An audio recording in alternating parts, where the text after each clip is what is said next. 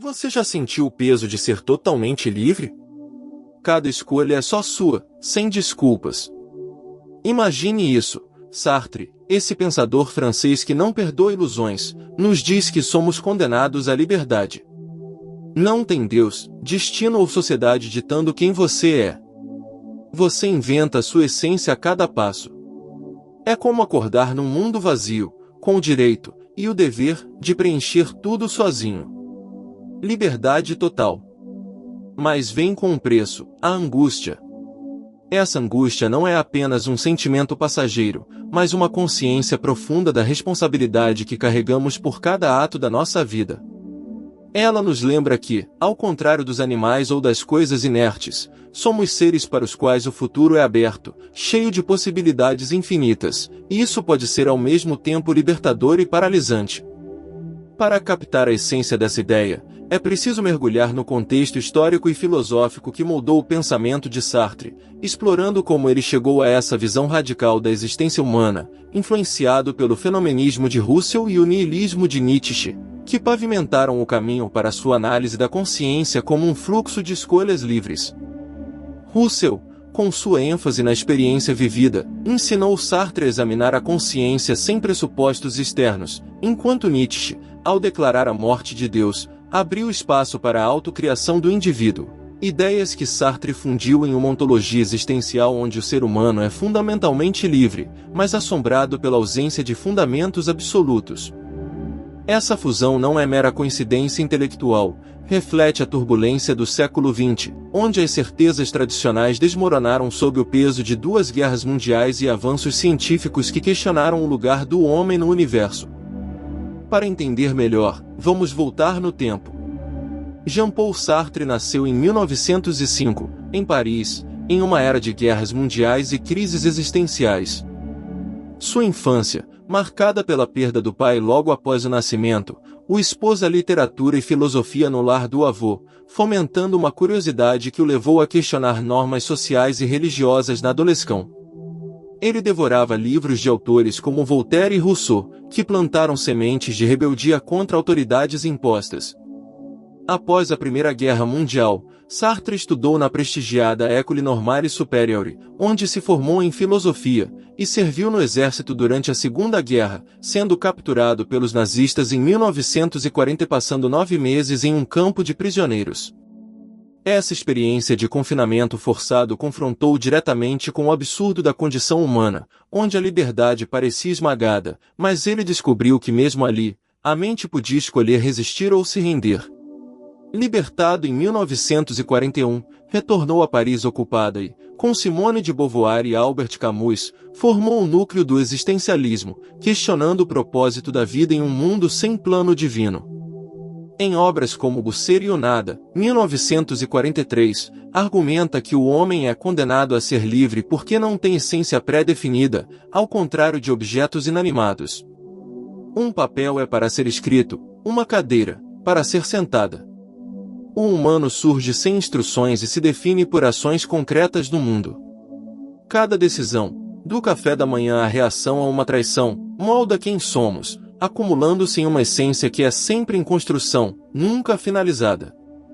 Essa liberdade é empoderadora, como uma tela em branco onde você pode pintar qualquer quadro, mas aterrorizante, sem rede de segurança ou guia infalível. Ecoa Kierkegaard, que falava da angústia como o tédio da liberdade, e Nietzsche, com sua ênfase no super-homem que cria valores próprios, mas Sartre a torna fenomenológica, integrando elementos da psicologia freudiana para explorar como desejos inconscientes e responsabilidades conscientes se entrelaçam. Em um mundo pós-guerra, devastado por holocaustos e bombas atômicas, essa filosofia ressoa como um chamado urgente à responsabilidade pessoal em meio ao caos coletivo, incentivando indivíduos a não se perderem na multidão de vítimas passivas, mas a assumirem o leme de suas vidas. Normalmente, fugimos disso. Culpa o chefe pelo emprego ruim, os pais pela bagunça emocional, o trânsito pelo atraso. É confortável, mas Sartre chama isso de má-fé, auto-engano deliberado. A verdade dói, cada decisão é sua, e ignorar isso aumenta o vazio interior. De um lado, ilusão de controle externo, leve mas falsa, como uma anestesia que adormece a alma. Do outro, liberdade crua, pesada, que obriga a encarar o abismo de possibilidades sem fim. A angústia surge ao perceber que não dá para escapar dela, é o preço inescapável de ser humano. Essa dualidade é o cerne do existencialismo sartriano, ajudando-nos a reconhecer padrões sabotadores e transformá-los em crescimento autêntico, onde o confronto com a liberdade se torna não uma maldição, mas uma oportunidade para forjar uma existência mais plena e verdadeira. Vamos aprofundar a má-fé, forma de auto-engano como vestir uma máscara para evitar a nudez da liberdade. Exemplo: uma mulher em relacionamento tóxico fica dizendo, ele me controla, não tenho escolha, mas escolhe ficar por medo ou apego emocional, ignorando as decisões diárias que a ancoram ali, como ignorar sinais de alerta ou adiar conversas difíceis. Outro: o profissional que odeia seu trabalho, queixa-se do sistema opressor, mas opta pela passividade em vez de qualificar-se, buscar mentoria ou até empreender um pequeno negócio paralelo. Essa ilusão alivia temporariamente o peso da responsabilidade, mas causa estagnação profunda, onde o potencial criativo murcha como uma planta sem sol. Fazemos isso como defesa contra o pânico da liberdade limitada. Nossos cérebros, moldados por evoluções que priorizam sobrevivência em grupos, preferem a segurança ilusória da culpa alheia a arriscar o desconhecido. Sartre provoca: e se essa fuga nos torna menos humanos, reduzindo-nos a meros objetos reagindo a forças externas em vez de sujeitos criadores? Em vez de crescer através de desafios, encolhemos, trocando a autenticidade por uma paz falsa e frágil. Pense no estudante que culpa o professor por uma nota baixa, ignorando o esforço próprio, ou no amigo que cancela planos sociais culpando o cansaço crônico, evitando confrontos emocionais que poderiam fortalecer laços. Esses atos erodem a agência pessoal, reconhecê-los permite desmantelá-los com autocompaixão, equilibrando crítica interna rigorosa com encorajamento gentil, como um diálogo interno que diz, eu errei, mas posso escolher diferente agora. Agora, exemplos profundos da vida real ilustram como transcender a má-fé pode transformar adversidades em triunfos. Viktor Frankl, psiquiatra austríaco nos campos de concentração nazistas durante a Segunda Guerra, poderia facilmente culpar o regime brutal por sua miséria, mas em vez disso, encontrou sentido ajudando fellow prisioneiros com conselhos psicológicos e desenvolveu a logoterapia, uma abordagem que enfatiza a busca por significado mesmo no sofrimento. Essa escolha ecoa Sartre: mesmo na opressão mais extrema, a liberdade persiste na atitude interna, na decisão de não se deixar definir pelo horror externo. Frida Kahlo, a artista mexicana, transformou dor física e emocional, de um acidente devastador e um casamento turbulento com Diego Rivera, em criação através da pintura surrealista, rebelando-se contra limitações impostas pelo corpo e pela sociedade patriarcal, usando sua arte para afirmar uma essência autodefinida e ferozmente independente. Sartre, durante a ocupação nazista de Paris, juntou-se à resistência clandestina, escrevendo manifestos antifascistas e organizando grupos de intelectuais, impulsionado pela angústia existencial a agir autenticamente em vez de se esconder na passividade. Nelson Mandela, após 27 anos de prisão sob o apartheid sul-africano, escolheu o perdão e a reconciliação nacional em vez de vingança, moldando a transição pacífica para a democracia e definindo sua essência como líder visionário. Malala Yousafzai, baleada pelo Talibã aos 15 anos por defender a educação das meninas, recusou a vitimização para fundar o Malala Fund e advogar globalmente pela igualdade, transformando o trauma em um legado de empoderamento. Esses casos não são exceções heróicas distantes, eles lembram que a liberdade interna é inquebrável, inspirando-nos em lutas menores do cotidiano, como superar vícios através de decisões diárias de buscar ajuda profissional, ou reconectar com amigos através de conversas vulneráveis que rompem o silêncio da má-fé. Considere também o caso de Oprah Winfrey, que emergiu de uma infância de pobreza e abuso para construir um império midiático, escolhendo consistentemente narrar sua história de superação em vez de se definir pelas cicatrizes do passado. Transitando suavemente para a angústia, Sartre a descreve como uma vertigem existencial, comparável à náusea em seu romance homônimo A Náusea, onde o protagonista Roquentin percebe a contingência absoluta de tudo, o mundo como um absurdo sem propósito inerente, onde criamos o nosso através de ações intencionais. Essa náusea bate como um soco no estômago, o peso esmagador das escolhas infinitas que definem não só o presente, mas o eco eterno de quem seremos. Por que essa carreira específica? Esse amor particular? Não há respostas prontas ou garantias divinas, só o abismo de possibilidades ramificadas, onde cada caminho não tomado assombra como um fantasma. Surgem momentos de crise, uma demissão inesperada, o fim doloroso de um relacionamento, noites de insônia onde o teto parece pressionar com perguntas sem fim. Mas é uma aliada valiosa, sinal de que estamos conscientes e humanos, não meros automatos programados por instintos ou rotinas sociais. Sem ela, seríamos robôs confortáveis, mas vazios. Com ela, nos tornamos criadores ativos do nosso destino. A transição da náusea para a criação transforma o vazio em potencial criativo, as dúvidas em sementes de inovação que florescem em projetos pessoais e profissionais inovadores.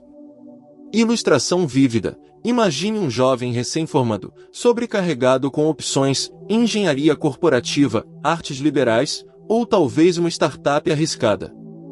A sociedade pressiona com um caminho seguro e previsível, mas a angústia sussurra insistentemente: e se isso não for para mim? E se eu desperdiçar meu potencial único? Ele poderia culpar a economia instável ou a falta de orientação familiar, ou abraçar o desconforto, experimentar estágios variados, falhar em tentativas iniciais e aprender com elas. Falhar não é o fim, mas parte essencial da definição autêntica, como esboços descartados que refinam a obra final.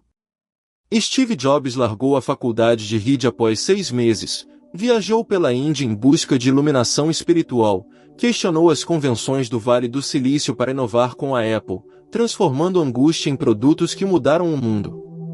J.K. Rowling, rejeitada por 12 editoras enquanto lidava com depressão e pobreza como mãe solteira, canalizou sua angústia em Harry Potter, criando um universo que inspirou gerações. Elon Musk persistiu após falências múltiplas da SpaceX e Tesla, usando o abismo de riscos como combustível para visões audaciosas de colonização espacial. A angústia é universal, tocando desde o CEO em crise até o artista iniciante. Respondê-la define a trajetória vital, vendo falhas não como derrotas, mas como capítulos autênticos que tecem uma narrativa rica e resiliente. E se a angústia sinalizar que você está vivo de verdade, pulsando com o potencial de se reinventar? Viver autenticamente significa descartar máscaras sociais, aceitando que escolhas diárias constroem você como um escultor molda argila. No dia a dia, em vez de rolar infinitamente o Instagram culpando o tédio externo, escolha ler filosofia sartriana ou um romance que desperte reflexões profundas. Em vez de projetar frustrações no parceiro romântico através de brigas irracionais, assuma sua parte e inicie um diálogo honesto sobre necessidades mútuas. A angústia dói como um músculo sendo esticado, mas leva a uma liberdade jubilosa, onde você se torna o autor incontestável da sua narrativa pessoal. É um esforço constante, demandando vigilância contra recaídas na má-fé, mas a beleza reside na ausência de um destino fixo, permitindo adaptações criativas a curvas inesperadas da vida. Autenticidade se manifesta em hábitos intencionais, exercícios físicos não por vaidade, mas por bem-estar genuíno que fortalece a mente, amizades recíprocas baseadas em vulnerabilidade compartilhada, não em obrigações sociais vazias. Essas escolhas tecem uma vida coesa e significativa, com a angústia servindo como guia compassivo para uma existência intencional, onde cada dia adiciona camadas a uma essência em evolução. Implicações sociais ampliam essa visão. Em redes sociais, a má-fé graça com posts curados para perfeição falsa, culpando algoritmos por ansiedade e baixa autoestima, mas na verdade escolhendo ativamente a comparação tóxica em vez de curadoria consciente. Sartre nos convidaria a desconectar periodicamente para cultivar presença real no mundo físico, reconectando com interações autênticas que nutrem a alma. Politicamente, muitos votam sem reflexão profunda, culpando o sistema corrupto por males sociais, Em vez disso, engajar-se ativamente, através de ativismo local ou educação cívica, muda o mundo de forma concreta. A Revolução Francesa de 1789 questionou a autoridade absoluta da monarquia, ecoando o existencialismo ao afirmar a liberdade coletiva. O feminismo de Beauvoir em O Segundo Sexo, 1949, rejeitou papéis sociais impostos às mulheres, argumentando que elas devem se definir além do outro. Movimentos modernos como Black Lives Matter transformam angústia racial em ação organizada contra injustiças sistêmicas. Greta Thunberg, com suas greves escolares solitárias aos 15 anos, mobiliza milhões pela ação climática, mostrando como a liberdade individual pode irradiar para mudanças globais. Essa liberdade pessoal irradia para o tecido social, desafiando-nos a participar de comunidades através de votos informados, voluntariado em causas locais ou diálogos éticos que constroem pontes em vez de muros. No âmbito pessoal, recorde momentos em que adiou uma mudança vital culpando timing ruim ou circunstâncias externas. Ou quando deu o passo corajoso e sentiu-se mais inteiro, mais alinhado com seu eu verdadeiro. A angústia catalisa essa transformação, confrontando nada sartriano, o vazio de essência prévia, para preenchê-lo com o ser para si, uma consciência projetiva em constante devir. Somos projetos em movimento, sempre incompletos mas excitantes em seu potencial infinito. Manter um diário revela padrões ocultos, transforme procrastinação em rotinas matinais de planejamento intencional. Em famílias, rompa ciclos tóxicos de ressentimento com conversas honestas que assumem responsabilidade compartilhada, curando feridas geracionais. Considere o exemplo de alguém lidando com o luto. Em vez de se isolar culpando o destino cruel, escolha rituais de memória que honrem o falecido enquanto constroem resiliência futura. Camadas psicológicas enriquecem essa análise. A psicologia existencial, inspirada em Sartre, mostra que suprimir a angústia leva à depressão crônica e alienação. Integrá-la, por outro lado, fomenta a resiliência emocional, reduzindo o estresse e aumentando satisfação vital. Terapeutas como Irving Yalom, em livros como O Presente Imperfeito, exploram os porquês existenciais, morte, liberdade, isolamento, meandres, para trazer clareza e aceitação. Práticas de mindfulness alinham-se ao existencialismo, ancorando a mente no presente para transformar o caos de possibilidades em foco direcionado e sereno. Terapias cognitivo-comportamentais desafiam narrativas de vitimização, reescrevendo histórias pessoais para empoderamento, como trocar "eu sou vítima das minhas circunstâncias" por "eu escolho como responder a elas". Estudos modernos em neurociência corroboram: regiões cerebrais ligadas à tomada de decisão ativam-se mais quando confrontamos angústia, fortalecendo circuitos de autoconfiança ao longo do tempo. A literatura amplifica essas ideias. Em O Estrangeiro de Camus, Meursault aceita a liberdade no absurdo de um julgamento injusto, recusando mentiras para conforto. Sartre em As Mãos Sujam, 1948, explora dilemas éticos da má-fé através de um assassino comunista que mente para si mesmo sobre lealdade. Dostoiévski em Crime e Castigo mostra o tormento de Raskolnikov ao confrontar consequências de ações livres, levando à redenção autêntica. Hessing, O Lobo da Estepe, busca a integração de impulsos opostos para uma existência holística. Poesia de Rilke, como em Cartas a um Jovem Poeta, ecoa ao aconselhar abraçar a solidão como berço da criação verdadeira. No Amor e Relacionamentos, Sartre e Beauvoir escolheram uma honestidade radical em seu relacionamento aberto, negociando limites com transparência para evitar possessividade inautêntica. Isso significa co-criar laços dinâmicos, expressando necessidades sem projeções.